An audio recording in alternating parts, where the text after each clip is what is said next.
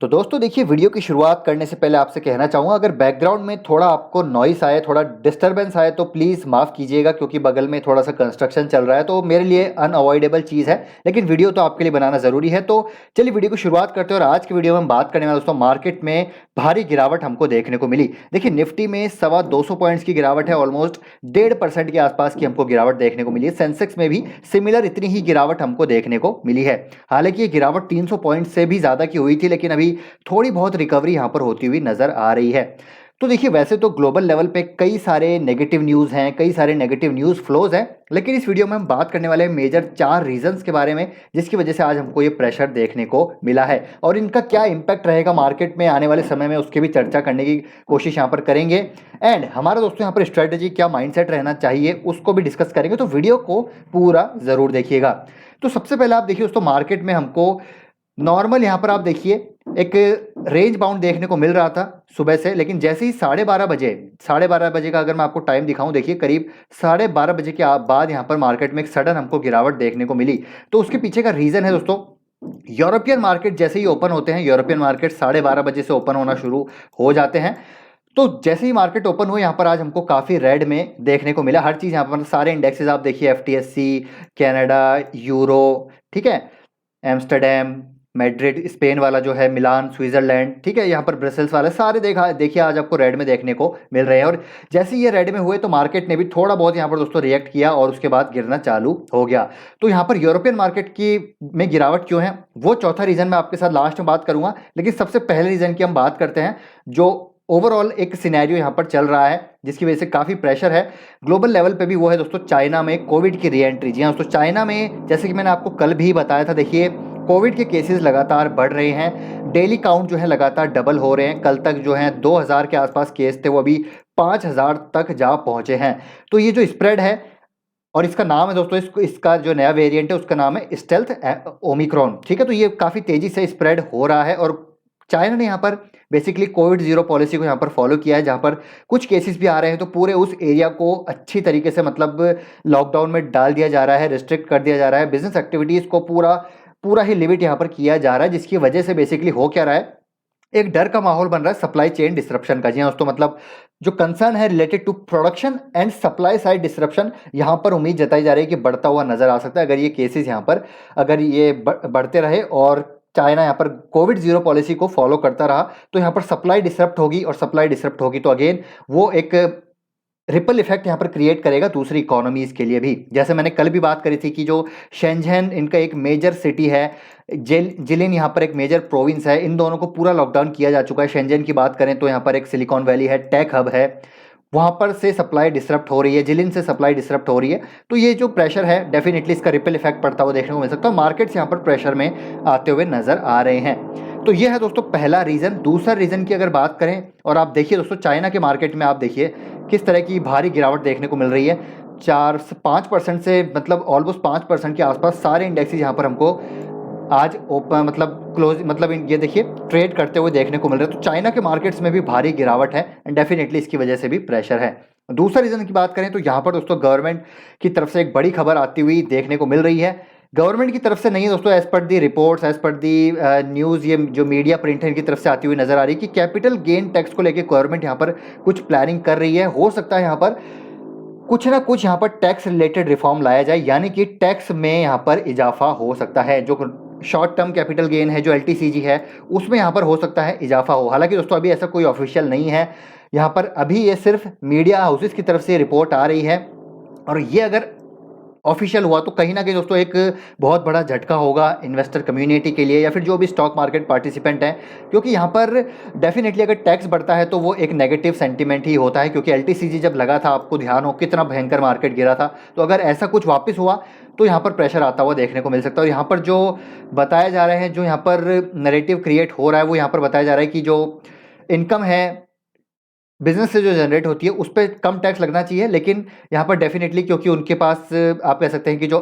Entrepreneurial risk रहता है, job creation यहाँ पर रिस्क रहता है, उसकी वजह से उन पर कम टैक्स लगता है। लेकिन ये फिलॉसफी यहाँ पर बताई जा रही है कि जो पैसिव इनकम है उससे जो कैपिटल अर्न हो रही है उस पर ज़्यादा टैक्स लगाया जाए। तो ये मेरे समझ में नहीं आया, बिल्कुल ही अपसर्ड एक रीज़न है, क्योंकि यार वेल्थ क्रिएशन भी आसान कोई यहाँ पर काम नहीं है, इन्वेस्टर्स भी यहाँ पर मेहनत करके पैसा कमाते हैं। तो अगर ये यहाँ पर रीज़न दिया जा रहा है तो मेरे ख्याल से बहुत ही खराब रीज़न है। मुझे कमेंट करके बताइए दोस्तों आपका क्या सोचना है यहाँ पर। लेकिन फिर से मैं एक बार यहाँ पर रिआइटरेट करना चाहूँगा, ये अभी गवर्नमेंट की तरफ से कुछ भी नहीं है ऐसा, ये सिर्फ रिपोर्ट्स के अनुसार खबर आ रही है। तो लेट्स यहाँ पर क्या रहती है दोस्तों, यहाँ पर आपको मैं अपडेट करता रहूँगा आने वाले समय में। लेकिन कहीं ना कहीं एक नेगेटिव न्यूज़ है, हो सकता है इसकी वजह से भी प्रेशर जनरेट हो। तीसरा रीज़न है दोस्तों, यहाँ पर फेड की आज मीटिंग होने वाली है। जैसे कि हम पिछले कई टाइम से बात कर रहे हैं कि एफओएमसीजी की आज मीटिंग है, यानी 15 मार्च को आज यहाँ पर मीटिंग होने वाली है। हालांकि यहाँ पर एक्सपेक्टेशन यही है कि 25 बेसिस पॉइंट्स यहाँ पर इंटरेस्ट रेट हाइक की जाएगी।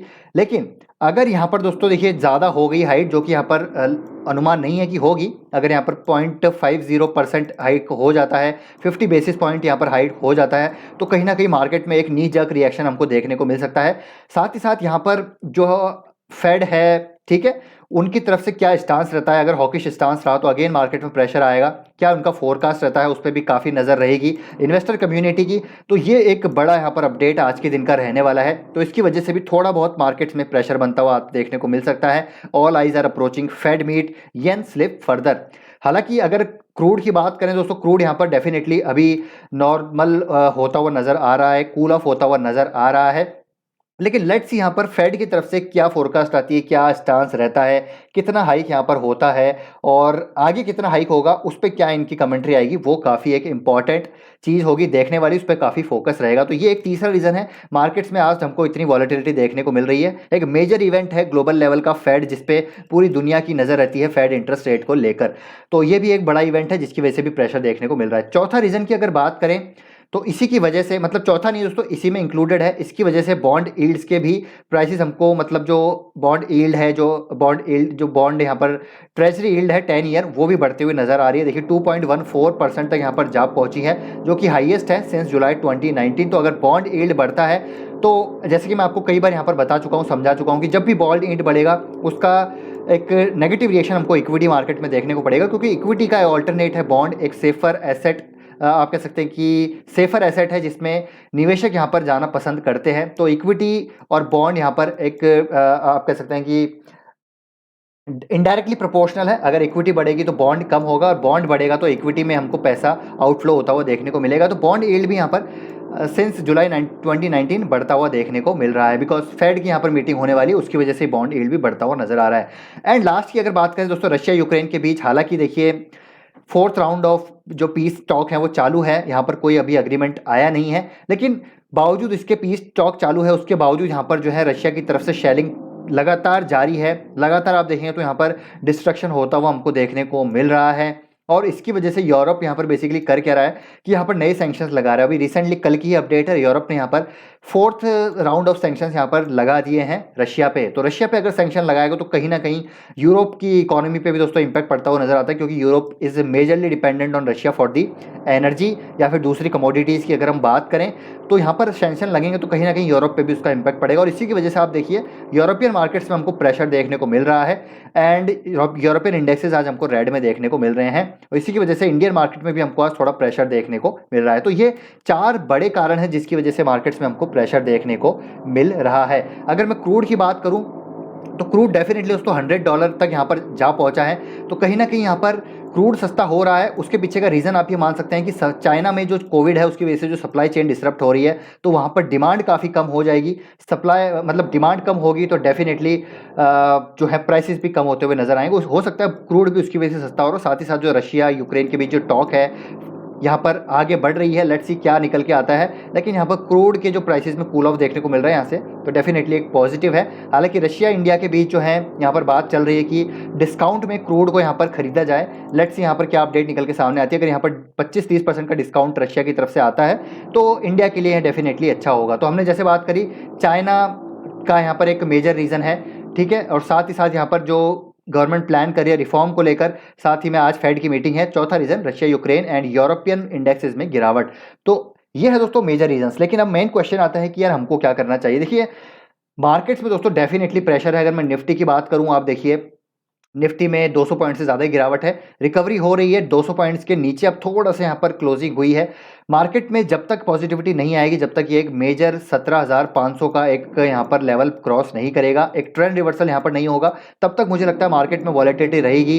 अगले Q4 की अर्निंग्स यहाँ पर कंपनीज की, कॉर्पोरेट की कैसी आती है, उस पर भी मार्केट का डिपेंड रहेगा कि यहाँ पर कैसा। देखिए इंडाइसिस तो डेफिनेटली दोस्तों, इंडाइसिस पे हमको नहीं जाना है, मार्केट के इंडाइसिस कहाँ जा रहे हैं इनको हमको मतलब नहीं है, क्योंकि देखिए मार्केट के इंडाइसिस डिपेंड करता है दोस्तों कई सारी चीज़ों पे। कई बार क्या होता है कि मैनिपुलेट भी होते हैं इंडेक्सेस, लेकिन हमको स्टॉक स्पेसिफिक अप्रोच रखनी है। जैसे कि मैं हमेशा बोलता हूँ, हमेशा बोलता रहूँगा, स्टॉक स्पेसिफिक अप्रोच रखिए। जहाँ पर आपको वैल्यू नज़र आ रही है वहाँ पर बाई कीजिए, लॉन्ग टर्म का नज़रिया रखिए। शॉर्ट टर्म ये चलता रहेगा, मार्केट हो सकता है अगले 2 क्वार्टर तक कहीं भी मूव ना करे, और यही एक मौका होता है जब हमको एक्यूमुलेट करने का मौका मिलता है लॉन्ग टर्म के लिए। तो एक्यूमुलेशन जारी रखिए, लॉन्ग टर्म में इकोनॉमी हमारा अच्छा करेगी, इंडिया की इकोनॉमी अच्छा करेगी, इंडिया का जो एक इंपॉर्टेंस है वो बढ़ता हुआ नजर आएगा, क्योंकि चाइना में अगर सप्लाई चेन डिसरप्ट होगी तो ये इंडिया के लिए बेनिफिट होगा। ये मैं आपको पहले ही बता चुका हूँ, इंडिया को एक एज ए ऑल्टरनेट देखा जाएगा। Supply chain, global supply chain में अगर एक इंपॉर्टेंस देखा जाए, चाइना का बहुत बड़ा है, लेकिन जैसे जैसे यहाँ पर ये चीज़ें हो रही हैं, इंडिया का यहाँ पर इंपॉर्टेंस बढ़ता जाएगा। जो अदर